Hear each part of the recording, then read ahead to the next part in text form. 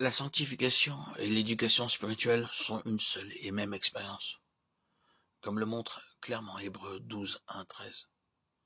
Nous donc aussi, puisque nous sommes environnés d'une si grande nuée de témoins, rejetant tout fardeau et le péché qui nous enveloppe si facilement, courons avec persévérance dans la carrière qui nous est ouverte, regardant à Jésus le chef et le consommateur de la foi, lui qui, au lieu de la joie qui lui était offerte, a souffert la croix, méprisant l'ignominie, et s'est assis à la droite du trône de Dieu.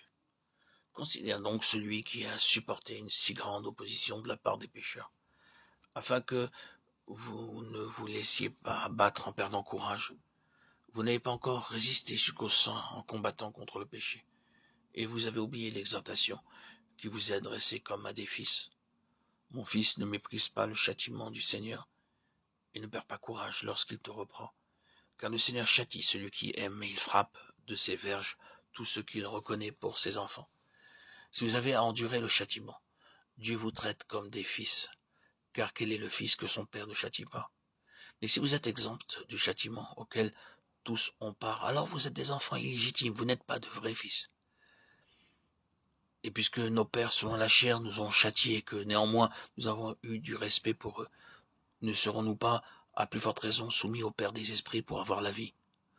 Cela, en effet, nous châtiait pour un peu de temps, comme il le trouvait bon. Mais Dieu nous châtie pour notre bien, afin de nous rendre participants de sa sainteté.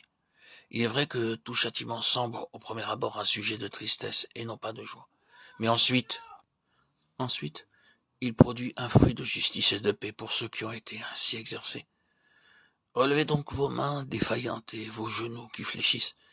Dirigez vos pas dans le droit chemin, afin que le pied, qui est boiteux, au lieu de se débattre entièrement, soit guéri. Le progrès dans ce double chemin est marqué par la croissance de l'esprit. Lorsque l'esprit est vivifié, il est premièrement à peine capable de montrer son existence. Il est loin de pouvoir exercer sa maîtrise sur l'âme et le corps. Le progrès de la sanctification est marqué par une croissance de l'esprit. Il commence à affirmer sa suprématie, à contraindre la vie psychique et la vie animale, à accepter leurs limites et à obéir à Dieu.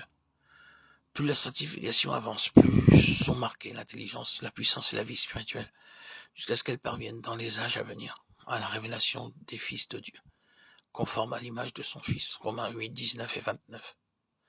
Cette éducation et cette sanctification sont le résultat de la marche, non selon la chair, mais selon l'esprit. Romains 8, 9.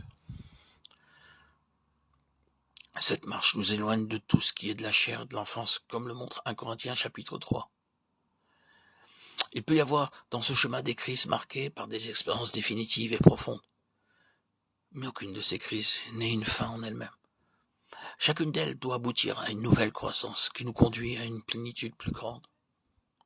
Il est dangereux de relier toute notre marche à une crise ou une expérience faite des années auparavant et de s'arrêter là,